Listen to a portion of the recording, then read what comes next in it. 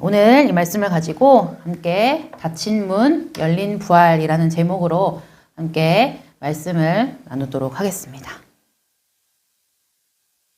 네, 부활주일이 지났습니다. 우리가 사순절 기간부터 시작해서 40일을 넘게 우리가 사순절과 종려주일, 고난주간, 부활주일까지 그 절기들을 우리가 지나왔습니다. 이렇게 부활주일을 지나고 나면 우리는 종종 좀 이렇게 생각할 수 있어요. 아, 우리 상반기에 큰 절기 하나 지나갔다. 저만 그렇게 생각했을까요? 네, 저만 그렇게 생각했을 수도 있는데요. 이렇게 사순절부터 부활주일까지 긴 기간에 하나의 절기로 또 하나의 큰 행사로 지나갔다고 생각하며 지난 부활주일이 끝난 후에 뭔가 하나가 끝난 것 같은 그런 마음이 들었던 것 같습니다. 그러나 말씀은, 성경은 부활을 하나의 사건으로 끝내지 않고 부활 이후 예수님의 모습과 부활 이후에 예수님의 행적에 대해서도 계속해서 보여주면서 부활 그리고 그 이후에 어떤 일이 일어났는지를 계속해서 우리에게 알려주며 보여주고 있습니다. 오늘 함께 나눌 본문이 바로 부활 이후 예수님의 모습 중에 또 한 부분입니다. 오늘 말씀을 통하여 우리도 부활 이후에 예수님을 만나며 부활 이후 우리도 어떤 시간을 보내야 할지 함께 나누기를 바랍니다.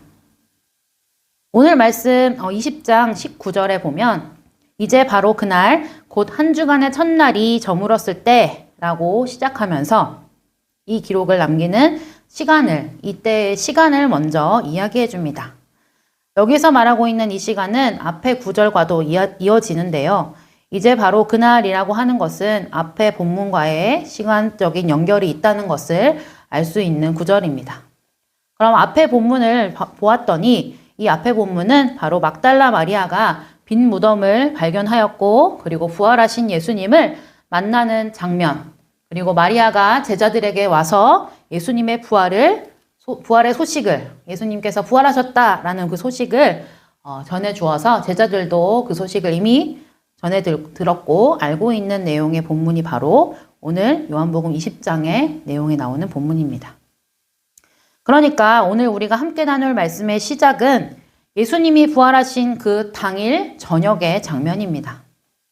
아침에 부활의 소식이 전해졌지만 그날 저녁 제자들의 모습은 우리가 기대하는 모습과는 좀 다른 모습인 것 같습니다. 본문은 이렇게 말합니다. 제자들이 있던 곳의 문들은 닫혀 있었다 라고요. 제자들은 우리처럼 부활의 기쁨 가운데 있지 않았던 것 같습니다. 우리가 부활주일에 칸타타도 하고 또 막 찬양도 하고 기쁨으로 달걀도 나누기도 하고 이런 모습들이 있는데요. 이런 기쁨의 모습, 우리의 모습처럼 그런 모습들은 보이지 않고 문을 닫았다고 해요. 그리고 오히려 두려움 가운데 있었습니다. 왜 제자들은 두려움 가운데 있었을까요? 먼저 이 제자들은 예수님이 십자가에 달리신 이후에 자신들도 예수님의 제자이기 때문에 같은 일을 당할 수 있다는 두려움 속에 있었습니다. 특히 베드로는 예수님을 3번이나 부인했고 다른 제자들도 예수님의 십자가 사건 이후로 다 도망가서 흩어졌던 그런 경험들을 했습니다. 그들에게 예수님의 죽음은 단순한 사건이 아니라 자신들의 실패와 그리고 두려움을 드러낸 사건이었다는 것입니다. 게다가 오늘 말씀에도 언급되는데요. 유대 지도자들을 두려워해서, 유대인들을 두려워해서 숨었다고 나와 있습니다. 유대인들은 그리고 유대 지도자들은 여전히 예수님의 제자들을 위협할 수 있는 상황이었습니다. 그래서 제자들은 문들을 닫고 숨어 있었습니다. 우리가 집에 혼자 있을 때 뭔가 바깥에서 이상한 소리가 좀 나면 갑자기 좀 두려움이 들기도 하면서 괜히 문을 한번 쳐다보기도 하고 잘 잠겼나 확인하기도 하고 그런 조치를 좀 취하게 되는 모습들이 있겠죠. 근데 이 문을 다시 한번 확인해보고 괜히 한번 더 잠그게 되고 이렇게 하는 것은 뭔가 집안이 안전하다는 느낌을 가지기 위해서 뭔가 그렇게 하는 행동일 것 같아요. 제자들도 그랬던 것 같습니다. 문을 걸어 잠그면 안전할 것 같았습니다. 그러나 중요한 것은 문을 닫았다고 해서 두려움이라는 것이 사라지는 것은 아니라는 사실입니다. 방금 이야기한 것처럼 밖에서 뭔가 이상한 소리, 무서운 소리 같은 게 나면 문을 걸어 잠그는 조치로 밖에서 나는 이상한 소리가 그 즉시로 사라지는 것은 아니지요. 그래서 제자들은 이런 두려움의 시간 속에서 두려움의 그 공간을, 두려움의 사건을 마주하고 싶지 않아서 모여있는 그 자리에 문을 잠그고 여기는 안전할 거야 라는 생각으로 문을 잠그고 두려움 속에 숨어있고 머물러 있었습니다. 그런데 오늘 바로 그 자리, 그 두려움의 자리, 그리고 두려움으로 닫혀있는 그 공간 안에 다름 아닌 부활하신 예수님께서 찾아오십니다. 오늘 본문은 이렇게 말합니다. 유대인들을 두려워하여 문들을 닫았더니 제자들은 예수님을 따르던 사람들이었습니다. 그리고 오늘 아침에 예수님이 다시 살아나신 부활의 소식도 들었습니다. 그런데도 여전히 두려워하고 있습니다. 예수님의 부활은 부활이고 내가 두렵고 또 어찌 될지 모르는 불안함 속에 있는데 부활을 들었다고 해서 부활의 소식을 들었다고 해서 자동으로 두려움이 사라지지는 않는다는 것을 보여줍니다. 우리도 역시 그렇습니다. 신앙생활 하다 보면 믿으면 두려움이 없어야 한다. 그리스도인들은 두려움이 없이 담대하게 항상 살아야 한다. 라고 생각할 때가 있습니다. 그러나 오늘 말씀은 훨씬 더 현실적으로 이야기하죠. 믿음 있는 사람도 여전히 두려워할 수 있고 부활을 경험한 제자들도 두려워할 수 있다는 사실입니다. 무언가 우리 교회에서 청년들이나 또는 학생들이 시험과 그런 평가를 앞두고 있을 때 떨려요, 긴장돼요 라고 말하는 사람들에게 우리 믿는 사람들이니까, 우리 그리스도인들이니까 예수님께 기도하자. 하나님께 기도하면 사라질 거야. 긴장이 사라질 거야. 긴장하지 마. 떨지 마. 라고 용기를 주듯 얘기하지만 막상 본인은 어떨까요? 시험을 앞두고 또 평가를 앞두고 긴장하고 떨리는 거 어쩔 수가 없죠. 기도는 하지만 하나님께 맡기지만 안 되는 걸 어떡하겠습니까? 그죠? 기도해도 떨리는 건 왜 그럴까요? 어쩔 수 없이 우리가 실패의 경험, 그리고 좌절의 경험, 그리고 오지 않은 그 미래에 대한 불안함이 있기 때문이 아닐까요? 이처럼 부활 이후에도 그리고 믿음이 있다고 해도 제자들의 두려움은 예수님께서 죽으심으로 인한 그리고 예수님을 향한 그 배신을 했던 기억으로 인해서 실패의 기억 그리고 예수님이 이제 계시지 않구나 라는 미래에 대한 불안감이 겹쳐진 그 두려움이 가득해서 제자들은 문을 닫고 그 두려운 상황들이 없어지길 바라면서 그 안에 머물러 있었습니다.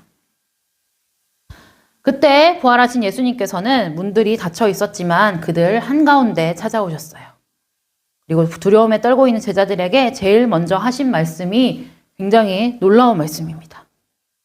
저 같으면 지금 여기서 뭐들 하고 있냐? 나 지금 부활했는데 뭐들 하고 있냐? 이렇게 믿음 없는 모습 보여줄 거냐? 예수님의 제자라고 하는 자들이 왜 그렇게 있느냐라고, 왜 그렇게 두려워하고 있느냐라고 뭔가 묻듯이 따질 텐데 예수님께서 제일 먼저 하신 말씀은 평화가 너희들에게 있기를 이라고 말씀하십니다. 예수님은 두려움에 떨고 있는 마치 믿음이 없는 것 같고 분명히 부활의 소식을 전해드렸는데도 믿지 못하는 것과 같은 모습으로 있는 제자들에게 저처럼 왜 믿음이 없느냐, 왜 이렇게 두려워하느냐 책망하지 않으시고 먼저 평강을 주십니다. 그리고 손과 옆구리를 보여주십니다. 예수님께서 말씀하시는 이 평강은 막연한 위로의 말씀이 아니라 십자가를 통과하고 십자가를 지나온 그 평강이라는 뜻입니다. 진짜 부활하신 예수님이라는 사실을 그들에게 직접 증명해 주시고 보여주시면서 자 봤지? 나 정말 부활한 너희의 주님이야. 이제 안심하겠니? 라고 하시는 듯한 따스한 위로의 평강을 제자들에게 주십니다.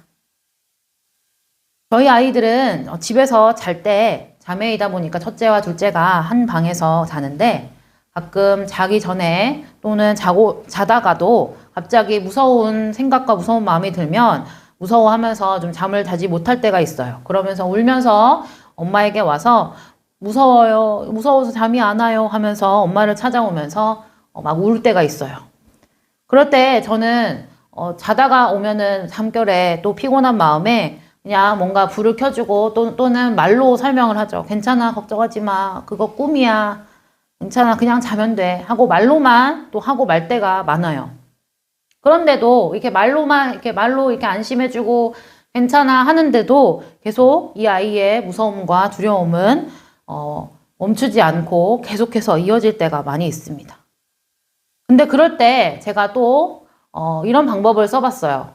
말하지 않고 아무 말 하지 않고 뭔가 그냥 이런 말들 저런 말들 하지 않고 오히려 아무 말 없이 엄마가 옆에 있어주는 거, 손잡아주는 거, 같이 누워 있어주는 거. 그렇게 있으니까 아이가 바로 울음을 그치고 또 무서운 마음을 미어 사라지고 잘 자게 되더라고요. 왜 그럴까 생각해 봤더니 이 아이의 두려움이 사라진 이유는 뭔가 어두운 방에서 불을 켜지는 상황으로 바뀌어서가 아니라 함께하는 존재 때문이 아닐까라는 생각이 들었어요. 엄마가 그 무서운 상황에 함께 있어주니까, 그리고 그 무서운 꿈을 꿨던 그 상황 가운데서도 엄마가 함께 있으니까 괜찮아진 거예요. 이런 모습을 보면서 또 이 말씀과 함께 생각이 깨닫게 되더라고요. 이 평강이라는 것은 환경이나 상황이 평안해지고 바뀌어서 평강해지고 평안해진 것이 아니라 예수님이 함께 하시는 것에서 이 참 평안과 평강이 오는 것 같습니다. 예수님이 주시는 평강은 문제가 사라진 상태가 아니라 예수님께서 함께 하시는 상태만으로 충분하지 않을까 싶습니다. 그리고 예수님께서 다시 말씀하십니다. 아버지께서 나를 보내신 것 같이 나도 너희를 보내노라. 이제 여기서 예수님께서 부활하신 이후에 제자들에게 찾아오신 이유가 드러나죠. 부활은 끝이 아니라 보내심의 시작이라는 것을 알 수 있습니다. 그리고 이어서 22절에 숨결을 불어넣으시면서 말씀하신다고 합니다. 성령을 받으라. 이 부분에서 우리는 뭔가 겹쳐 보이는 장면이 떠오를 수 있습니다. 하나님께서 태초에 사람을 창조하실 때 창세기 2장 7절 말씀에 그 코에 생명의 숨결을 불어넣으셨던 장면입니다. 지금 예수님이 제자들에게 숨결을 불어넣으시며 말씀하시는 것은 새로운 창조를 의미하는 것이 아닐까 싶습니다. 즉 부활은 단순히 예수님이 살아나신 사건뿐만이 아니라 제자들이 우리가 새로운 백성으로 또 새로운 마음으로 또 새로운 위치로 새롭게 창조가 시작되는 사건입니다. 항상 부활절 되면 우리가 슬로건처럼 하는 얘기들이 있었어요. 제가 어릴 때 신앙생활 할 때도 또 학생 시절에도 항상 슬로건처럼 하는 얘기가 예수 부활, 나도 부활 이런 말들을 많이 했어요. 이게 왜 그런가? 예수님이 부활하셨는데 왜 나도 부활을 또 해야 되나? 이미 살아있는데 이런 생각을 어릴 때 많이 했었는데 이 말씀을 또 준비하면서 그것도 생각이 되더라고요. 바로 이 점에서 우리는 예수님의 부활로 인해서 새로운 창조, 새로운 생명을 얻게 되고 새로운 생명을 시작하는 그 경험을 할 수 있다는 겁니다. 그리고 우리는 보내어지기 때문입니다. 새로운 생명으로 새로운 창조가 시작되어서 우리는 보내어집니다. 두려움 속에 있던 사람들이 이제는 보냄받은 사람들로 바뀌어지는 것입니다. 23절의 말씀처럼 우리도 용서하며 사는 삶을 살 수 있고 세상 속에서 그리스도를 드러내는 삶, 두려움 속에서도 나아가는 삶으로 보냄받은 것입니다. 이제 우리는 두려움 속에 숨는 사람이 아니라 세상 속으로 보내심을 받은 사람들임을 기억하시기 바랍니다. 오늘 말씀을 통해 우리는 부활은 끝난 사건이 아님을 알 수 있습니다. 오늘 우리 삶 속에서도 계속되는 사건입니다. 제자들은 문을 닫고 있었지만 그 문은 부활하신 예수님을 막을 수는 없었습니다. 예수님은 그 문을 통과해 그 두려움 한가운데로 들어오셨습니다. 우리의 삶에도 닫혀있는 부분들이 있을 것입니다. 두려움 때문에, 염려 때문에 닫아놓은 마음의 문들, 그리고 상처 때문에 닫아놓은 관계 같은 것들이 있을 것입니다. 그러나 부활하신 주님께서는 그 문을 넘어서 우리의 두려움 한가운데 찾아오십니다. 그리고 동일하게 말씀하십니다. 너희에게 평강이 있을지어다. 그리고 우리를 향해 숨결을 불어넣으시며 성령님을 맞이하라고, 성령을 받으라. 그리고 말씀하십니다. 내가 너희를 보내노라. 부활은 단순한 기념이 아니라 우리의 삶을 다시 시작하게 하는 사건입니다. 문은 닫혀 있었지만 부활은 닫히지 않았습니다. 두려움은 문을 닫게 하지만 부활하신 예수님은 우리를 다시 열어 세상으로 보내십니다. 우리는 닫힌 문에 시선을 두지 않기 바랍니다. 우리에게 찾아오신 부활의 주님을, 부활의 예수님을 바라보기를 바랍니다. 그 부활의 주님이 주시는 평강 가운데 살아가면서 부활하신 주님이 보내시는 자리에서 부활하신 주님을 붙들고 평강 가운데 살아가면서 보냄받은 삶을 살아가는 저와 여러분들 되시기를 축복합니다. 아멘. 기도하겠습니다. 사랑의 하나님, 이 시간에 우리가 부활 이후로 어떻게 살아가야 할지 두려움 가운데 있던 제자들의 모습을 함께 보았습니다.